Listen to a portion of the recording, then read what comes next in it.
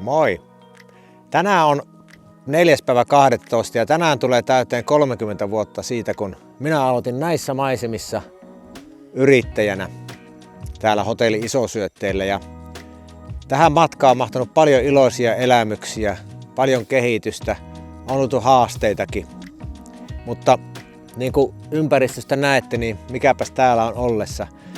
Ja sen takia ajattelin nyt järjestää arvonnan, jossa tarjotaan teille kaikille mahdollisuus päästä osaksi tätä elämystä.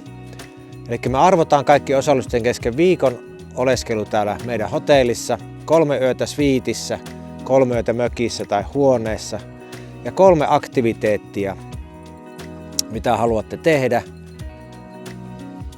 Ja lisäksi, jos tuut jossakin kauempaa ulkomailta, niin lennoissakin voidaan olla avuksi.